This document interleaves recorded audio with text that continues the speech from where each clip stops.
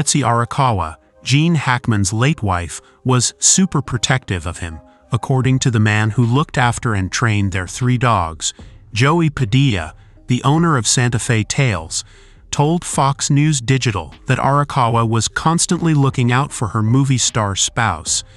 After COVID, she was quite meticulous about gathering people around Gene. So, she was extremely protective, Padilla explained. According to Padilla, Arakawa conducted the majority of the errands. She would take her 3 dogs with her wherever she went, including out to supper. These dogs were bonded to Betsy. They accompanied Betsy on all her errands. These canines loved going for car rides with Betsy, whether it was to the grocery or to dinner. We'd go to supper with the dogs in the car. They were very attached to Betsy, Padilla said. Padilla had trained and supervised Hackman and Arakawa's canines for a decade. He told Fox News Digital that it had been at least a month, possibly longer, since he last saw Arakawa. It's hard to explain and encompass how much these dogs meant to these people, he told me. Ted Williams, a veteran homicide detective, told Fox News Digital that because Hackman and Arakawa were so attached to their animals, if an intruder entered their home, the 3 dogs would have turned defensive. Here's what we know.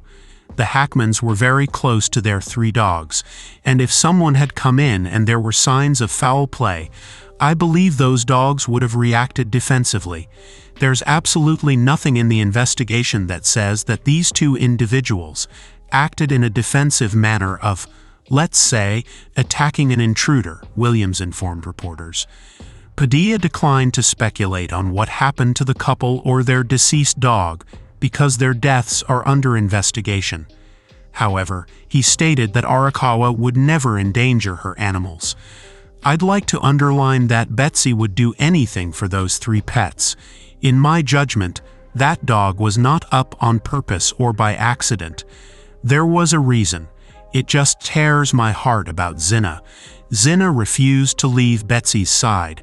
They were linked at the hip. It was a really great connection, he stated. Hackman and Arakawa had 3 dogs. The oldest, Zinfandel, sometimes known as Zina, was a mixed breed. She was the couple's dog who died. She was 12. The couple also had 2 German shepherds, Bear, 4, and Nikita, 7. During his interview with Fox News Digital, Padilla explained the difficult process of rescuing one of the 2 remaining dogs.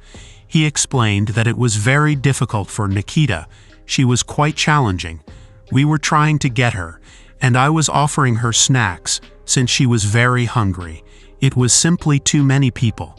Unfortunately, the animal services personnel had to use a trap, and we were able to trap her, which I picked up the following day, Padilla added. Padilla added that Arakawa and Hackman were longtime animal enthusiasts who gave to the community.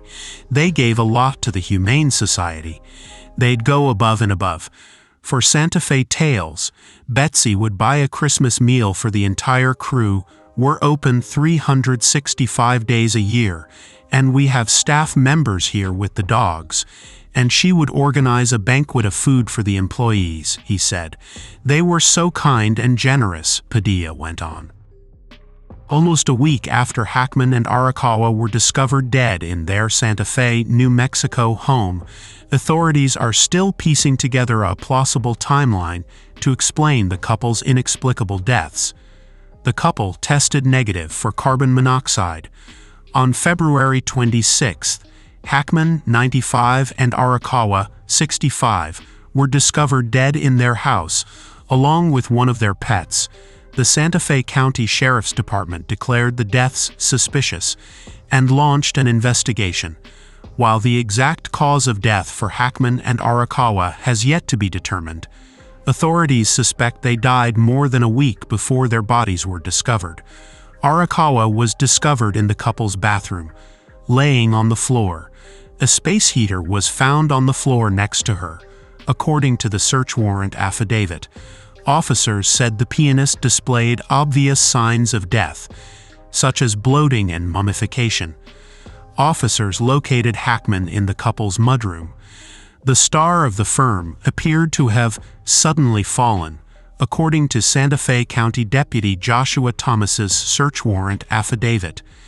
Hackman was carrying a cane and wearing. Hackman displayed obvious signs of death, as did his wife. The timeline of events leading up to the finding of Hackman and Arakawa is murky, as little is known about the couple's reclusive existence prior to their mysterious deaths. One of the things is, in an investigation, we try to piece the timeline together, usually before the event happens, and that gives us a lot of information, Santa Fe County Sheriff Adon Mendoza confessed during a news conference Friday.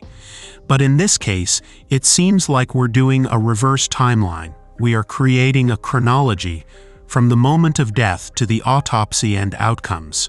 We'll start working our way backwards, he continued. We're going to do both, and then hopefully make a determination as to what may have happened to both of the individuals.